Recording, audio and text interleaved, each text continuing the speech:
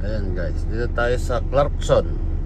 Sabi niya, Clarkson Cultivating Success. So, ang pinick up natin dito ay organic white corn. Ito ay pupunta sa Mexican restaurant doon sa British Columbia. So, ayan guys, andito tayo sa gitna ng bukid. Walang papel.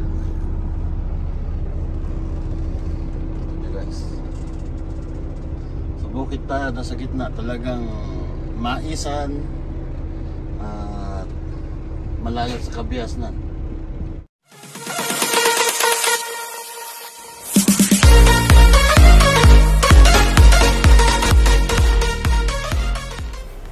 Okay guys, dito naman ay ibang sistema naman. Kailangan natin magtimbang. Magtitimbang po tayo bago tayo magkarga. So, ang timbang natin 34,060. Empty trailer, empty tayo, empty guys, empty. 34,060 ang ating empty weight. So, after loading guys, ano naman tayo, magtitimbang ulit tayo. Pero bago ang lahat, ayan, panoorin natin yung mga harvester nila dito sa US guys. I don't know, harvester ba to? Ayan guys, oh. Oh, kita nyo? Napakasarap ng buhay ng dito, ng farmers, di ba? Kaya gusto ko na maging farmers dito sa US guys. Ayan, oh, sarap ng buhay. Bayad yan per oras, per hour. Iba ang kalakaran dito sa US guys. At dito tayo sa grain na magpi-pick up ng ng ating karga. I don't know gaano kabigat, bakit kailangan nilang dito naman sa America guys, kaya nila nire-required yung basic English para at least yung mga signboard kagaya nitong pinasukan natin na ito ay alam mo. Kasi sa labat yung daan sa loob, so may mga area na hindi ka po pwedeng pumasok, although malaki, pero kahit malaki yan, kung hindi ka nagbabasa ng signboards, is maaring shortcut. Kasi yung iba tinatamad umikot, yung iba shortcut. Alam na natin yung mga yan kung sino yung mga shortcut dyan. Kaya laganap po yung medyo ba ang termino ng diskriminasyon, sabi mo na lang. Laganap yung diskriminasyon dito, lalo na sa mga kagaya natin mga dayuhan dito sa Amerika, dahil diyan sa hindi proper hindi proper na pagsunod. Napakasimple lang, sundan mo lang yung signboard, basahin mo lang. Like may papakita ako sa inyo. Like ito guys, ito napakasimple lang, napakasimple ha. Napakasimple lang, anong ibig sabihin niyan? Napakasimple lang guys. Kung babasahin mo, yung sinusundan ko. So ayun na nga yung nangyari guys. Meron tayong sinusundan na taga Canada rin, taga Alberta, ibang lahi. Hindi tayo magme-mention ng pangalan ng lahi nila, pero alam niyo na yung mga balbasan, yung mga point, ganun. Hindi naman pang-aano yun, kasi totoo naman yun guys. Ngayon, huminto siya doon sa harapan ko, tapos bumaba, tinatawag ko, sabi ko, pinusinahan ko, tinatawag kong ganyan, para sabihin ko sana sa kanya na dumiretso sa timbangan. Aba, ang dating guys ay suplado. Hindi ako pinapansin guys. So doon pa lang mali na siya. Alam nyo, pag kayo po ay tumira sa Canada, yan po ay napaka friendly na country yan. Kailangan i-adapt mo yung mga mabubuting asal sa bansa kung saan ka pupunta. Ayun, tinatawag ko siya at tuturuan ko sana. Ngayon, dahil may sumusunod sa akin at gusto niyang bumuka, kasi nga naintindihan niya yung signboard, ang ginawa ko, inunahan ko na. Tapos nag-stay ako sa timbangan. Pag tungtong ko sa timbangan, stop doon sa stop sign, And then sa intercom may nagsalita, hello, sabi niya, what can I do for you today? Sabi ng babae, sabi ko, gonna pick up load, so going to British Columbia, Canada. Oh, okay, do you have a pickup number? Sabi ko, syempre mayroon. Sabi ko, guys. And then yung isa, tangaw, andun pa rin, naunahan pa siya nung sumusunod sa akin.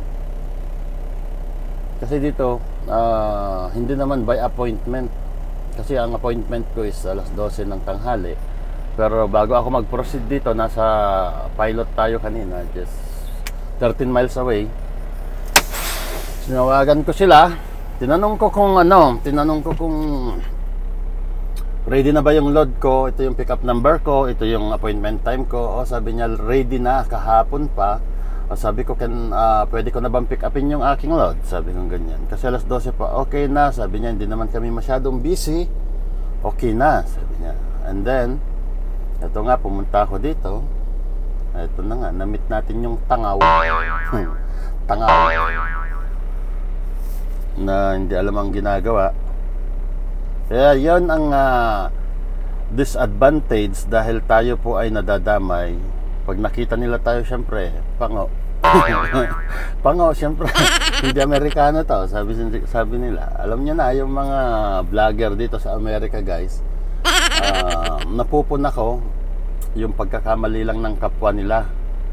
Sasabihin nila, pumunta dito sa may pumunta dito sa, hindi ka tayo magpapangalan ng mga vlogger dito kasi baka tayo ay mabas. Nagpunta dito, itong driver na ito nagpunta dito sa Amerika, ayon sa aking pinapanood. Nagpunta sa Amerika, nag-drive ng truck, hindi marunong magbasa ng signboard, hindi marunong mag-English. Damit! Tapos yung iba, amoy puwet. Sabi niya, maalala ko na ako nag-uumpisa sa trucking industry, sabi niya. Way back nung 24 lang ako, sabi niya. Naka-proper dress, naka-formal dress, mabango ako, sabi niya. Nakasukle ang buhok, I don't know. Nakasukle ang buhok, sabi niya sa vlog niya And malinis, sabi niya. Ngayon, sabi niya, hindi ko alam kung ito bang klase ng trabaho, trucking industry, ay maibabalik pa nung panahon na ako ay nag-uumpisa, sabi niya. Pero may edad na rin yung vlogger na yun. Sabi niya, dito halo-halo na, guys. Sabi niya, halo-halo na. Kasi itong gobyerno natin tanggap ng tanggap, sabi niya. Tanggap ng tanggap ng mga foreign worker siguro. Hindi ko alam kung ano yung gusto niyang imongkahi doon sa kanyang vlog. Tanggap ng tanggap ng mga worker, hindi marunong magbasa. Sabi niya, kek! Tapos may tawa pa Tapos lalabas yung mga picture ng mga accident, mga pinapakita niya. Tapos nagkakalat dito sa Amerika, which is true, guys, which is true. Yun ang agree ako doon sa sinabi niya na yun, dahil yung iba kasi talagang hindi nature nila yun, nature dala-dala nila dito, guys. Yun pa lang is foul na yun kasi bilang ako, makita nyo dito, guys, bilang ako, pumunta ako dito, kailangan mo rin makisama, sumunod. Ngayon, kung ikaw ay maagrabyado at alam mong tama ka, lumaban ka sa pamamagitan ng salita, hindi yung typical na lalaban ba. Ito, guys, bukid ito, bukid, pero wala kang makitang kalat, wala kang makitang ni plastic, wala kang makita. Ito yung sinundan namin, guys. Wala kang makitang ni anong kalat dyan. Ito, alikabok. Pero napakalinis. Kaya may mga barricade sila doon, may mga con sila doon na hindi ka po pwedeng pumasok doon. Kasi trabaho natin ito nung araw doon sa Dubai. Yan. So isa lang yung dock nila. At sabi ng babae, pagkatapos nito ako na. Pero yung dalawa nandun pa kasi isahan lang dito. Hindi makakalusot yung mga equipment nila pag sabay-sabay kaming dito. Hindi makakalusot yung equipment nila, oh, na yung dalawa nandoon sa likod. So kita nyo guys, napakalinis. Napakalinis. Wala kayong makikitang kalat. Wala. Dito ako bilib dito. Kahit ano, kahit bundok, kahit ano, ay bundok, kahit ayan guys, yung mga trabahador nila. Oh, kita nyo. Kahit bukid, ayan, maisan yan o maisan. Siguro, hindi ko alam kung anong pipick upin ko dito. Baka arena, yung gagawin tinapay. Malamang sa malamang, arena ito. Ayun guys, yung ano, tapos na siya. Ayun, chinecheck na lang yung kanyang load. Ayan, aabante na siya guys. Ako na. Malamang sa malamang. Tignan natin kung ano yung magiging load niya. Ayan. Dito guys, medyo maano sila, mahigpit sila. Sila ang magsasarado. O, kita mo. Sila ang magsasarado ng pintuan mo. Medyo ano to. Pagkain nga ito guys. Pagkain siguro. Sila magsasarado ng pintuan mo at lalagay nila yung seal guys. Yan, kita nyo kung gaano sila ka ano dito. Sila maglalagay ng seal. Napakalinis na lugar. Napaka-organized. Ayun. Tapos sa pagkasarado nila, nilagay yung selyo. Pumasok sila sa loob. Ako na ang susunod. So tara, let's. So ito guys, naka-atras na tayo at antayin natin kung may pupunta dito sa atin guys. Yan, gaya nga ng kuhan, ituloy natin yung ating kwentuhan. Yan, makipagkwentuhan muna tayo ngayon. Ayan guys, at since 13 miles lang naman ang layo nitong aking pagpipick upan doon sa truck stop. So babalik tayo sa truck stop mamaya kasi ngayon po ay aking day off. Hindi tayo tatakbo ngayon. Magkakarga, maglolod lang tayo. Ayun guys, sinuumpisahan na. Kumalabog na. Kumalabog na. Antayin natin kung hanggang kailan, anong ilang oras nilang kakargahan. Pero palagay ko saglit lang ito kasi gaya nga nakita nyo, kahit bukid ito guys ay napaka proper nila, napaka ano sila. Hindi mo pakikialaman yung pintuan mo. Ako lang yung nagbukas ng pintuan pag back up ko dito. Pero may pumunta sa akin, tinignan niya, chinek niya. So ibig sabihin, itong karga natin na ito is pagkain. Pagkain ito guys, pagkain. Kaya tignan natin mamaya kung ano. At asahan na rin natin ang bigat nito. Ang bigat. Anyway, sana hindi mabigat. Ayan guys, okay na po yung ating load. So ang ating load ay okay na. Medyo mabigat guys.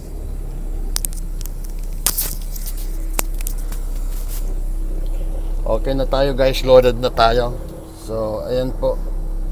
Ayan, sila na rin po ang magsasara ng ating